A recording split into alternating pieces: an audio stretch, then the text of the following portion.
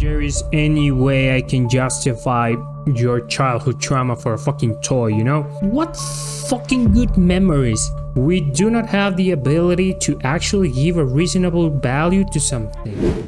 Sup fuckers, we're going to look at a video of Aini. She actually makes some great videos. Usually their videos is like a kind of a documentaries. For example, she has a really good video about cheating on Japan, or how the aesthetics on the East have changed throughout the time. And actually I wanted to talk about video of her that she was talking about Labubus. The video is called Labubus Are Fucking Up Your Dopamine.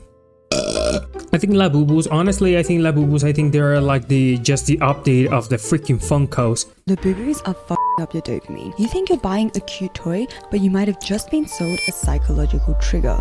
First of all, I don't know exactly how you get a junkie of Labubus. I've heard somewhere that there are people that are more exposed, or let's say weak, to addiction related activities, that they're more easily influenced by casinos, gambling, drugs. Probably is more related towards these kind of people, because I know how to read. I went into college, then I also have a full-time job, so it would be hard for me to get attached to a freaking piece of plastic. What makes us want a Labubu in the first place? One explanation, called the perceived value theory, can help us answer this question.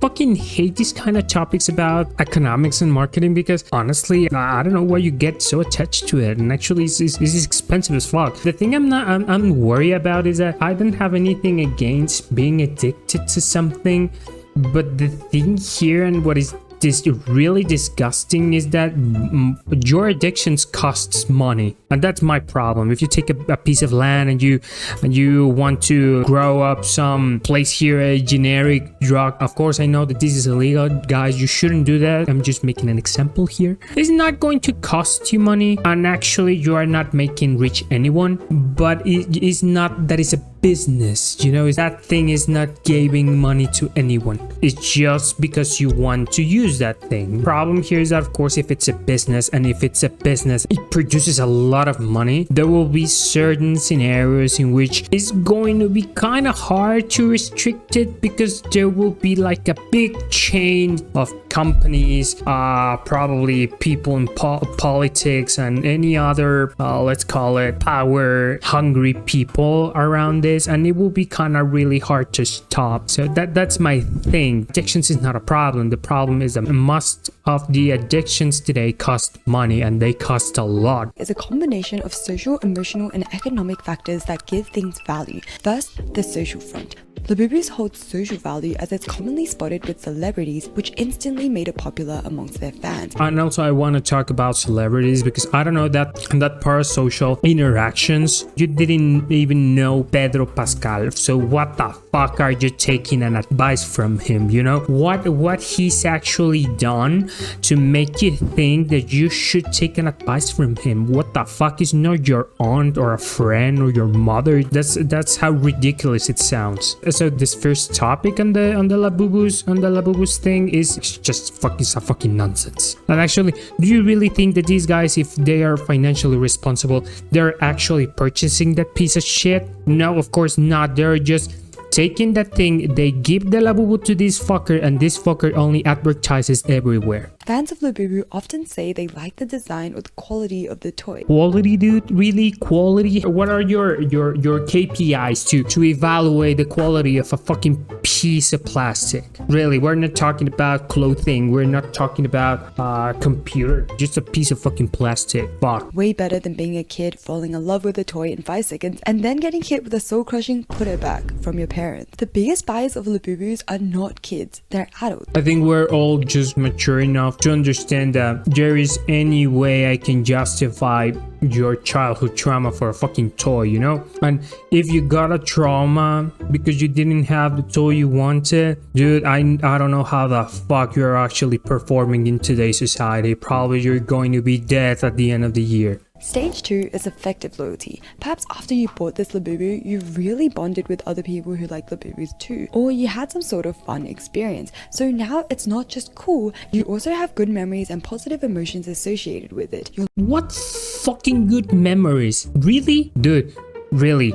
I haven't got any day in which I take my credit card and pay something and I say, whoa, I'm fucking happy, dude. no. The best moments I had in my life is whenever I don't have to pull off my fucking wallet at all. That for me is just a great fucking day. That's the best day of my life if I don't have to take my fucking wallet and pay for something. So I don't know how you guys, what you feel horny about, but definitely for me, it's not pulling out my credit card. I'm just paying a bunch of fucking things. Let's go back to the same thing. It's the actual brands and the companies are the ones guilty for that, or you're the one that is guilty because you're stupid. In fact, taking a closer look here, Pokemon cards and Labubus are both huge at the moment, and actually, this is the same thing for the fucking Pokemon cards. It's the same stuff. I'm not justifying any of those collectibles. And actually, when does exactly the collectibles, the things that you collect and you gather, they have to cost a lot? I know that is the market value because there are a bunch of people that want it, and probably most of them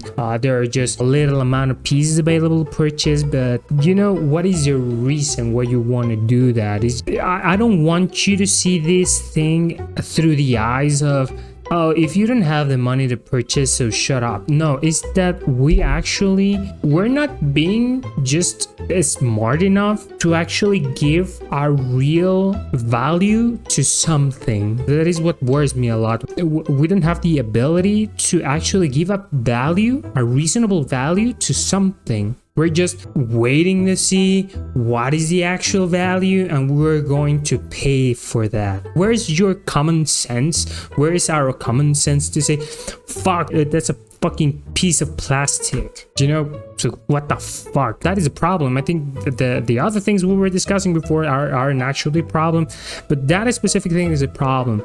We do not have the ability to actually give a reasonable value to something. We're just waiting to see the number, the price tag on that item. That's the thing that is fucking nuts. Labubus come in a set of 12, and each one looks slightly different. If you had a specific design you were after, you need to either buy the whole set or get lucky, because Labubus are sold in a blind box system. Oh, that's fucked up. That is the same thing about loot boxes and video games. My problem is not about gambling. Once I had experience once I went to a hippodrome. There is this place where you have a bunch of horses that are just racing, and you gamble a bit, you're betting to which horse will be the one that will win and is the fastest one. And I spent a really nice time just being in there. Actually, it was a really nice place. Usually the hippodromes are like really kind of luxurious places, but of course the main thing is go to gamble. No, that's the main, that's a great thing about hippodromes. And it's kind of funny because I'm really against it, but I could realize why it's so attractive to people. Of course, it's not only about gambling, because you went to a really nice place. They have awesome drinks, they have awesome service.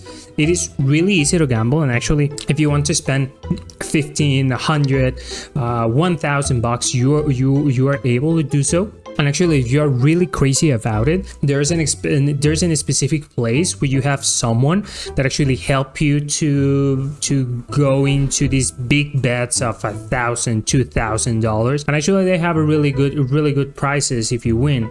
But if you have like $50, $100, and you want to make some small bets, it's okay, and you have a lot of fun because of course you're usually not going to win, but if you win you get something back. And I remember that just made like $10 bets, and finally at the end of the day I make like the great bet that it was like $30-$40, and I get back like 100 or 150.